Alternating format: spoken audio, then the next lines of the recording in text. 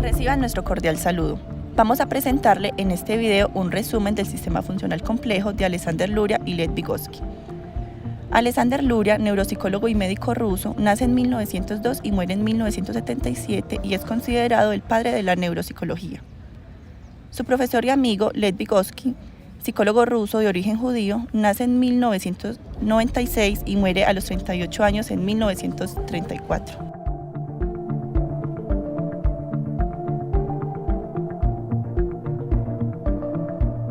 Como numeral 1, veamos una breve descripción de las tres unidades funcionales del sistema.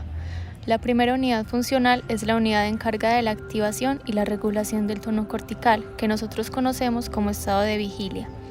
Esta unidad está ubicada en el tallo encefálico, siendo su estructura principal el sistema reticular activador ascendente, más conocido como SARA, cuya función es la de producir, mantener y regular el tono del que ya hablamos, necesario para el normal funcionamiento de esta estructura y cuyas fuentes de energía tienen su origen en los estímulos procedentes del medio ambiente externo y del interior del sujeto, a partir de las aferencias viscerales de los diferentes sistemas y aparatos del organismo.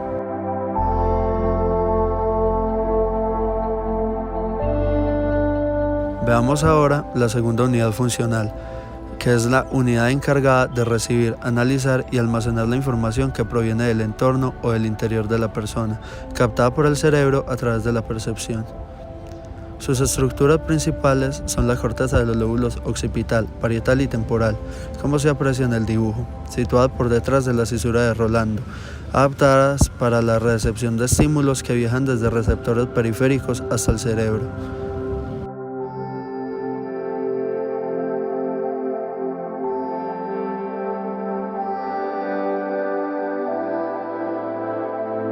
Terminemos este numeral con la tercera unidad funcional.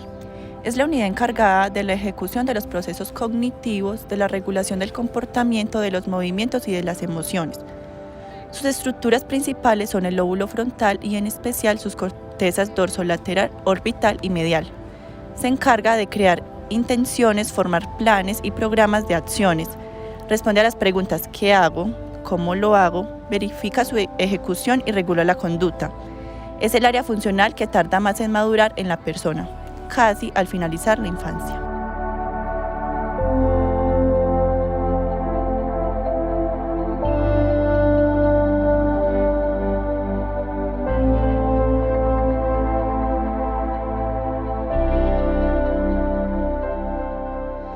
Las tres unidades funcionales que ya vimos poseen una estructura jerárquica consistente en tres zonas corticales.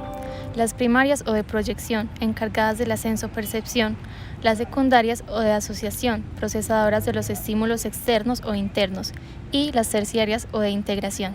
Vamos a ver brevemente qué hace cada una de ellas. Veamos ahora la ubicación y función principal de cada una de las áreas nombradas. Para ello, nos ubicaremos en una vista lateral derecha del cerebro, con sus áreas de Brodmann, y resaltaremos una a una los tres tipos de áreas mencionadas. Áreas primarias o de proyección son las responsables de recibir los estímulos y enviarlos a las áreas secundarias para su procesamiento. Destacamos acá el área 17 o visual primaria en el lóbulo occipital, las áreas 41 y 42 o auditivas primarias en el lóbulo temporal, las áreas sematosensoriales 3, 2, 1 en el parietal y el área 4 motora primaria ubicada en el lóbulo frontal.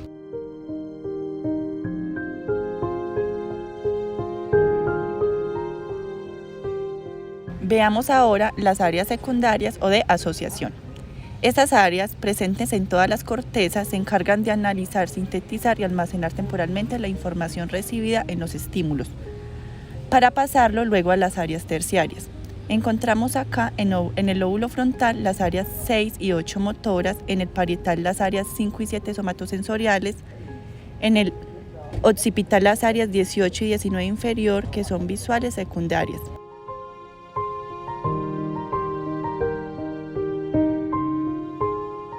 Finalmente, tenemos las áreas terciarias, encargadas de la integración de los estímulos internos y externos.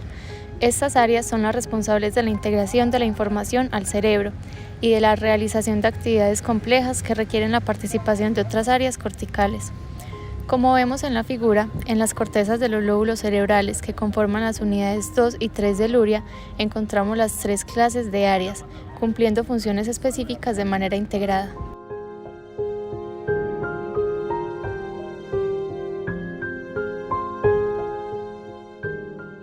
Como un tercer numeral, veamos las leyes que rigen a los 3 tipos de áreas mencionadas, es decir, a las áreas primarias, secundarias y terciarias. 1. Ley de estructura jerárquica. Es ascendente.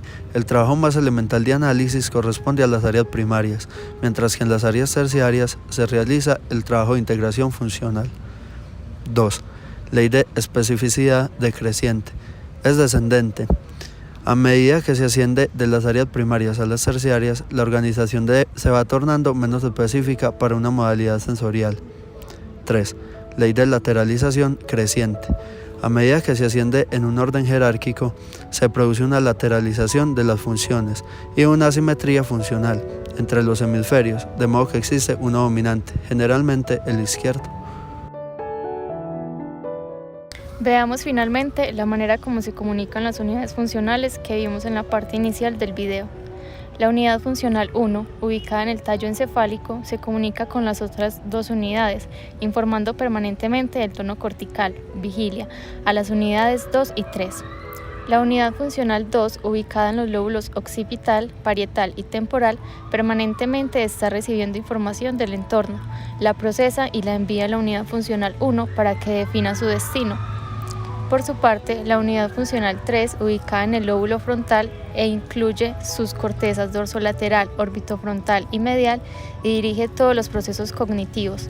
Tiene una comunicación permanente y directa con la segunda unidad funcional, es decir, hay una comunicación bidireccional entre estas 2 unidades, pero con la unidad 1 solo puede recibir la información que ésta le envía y supervisar su estado sin poder tener su control.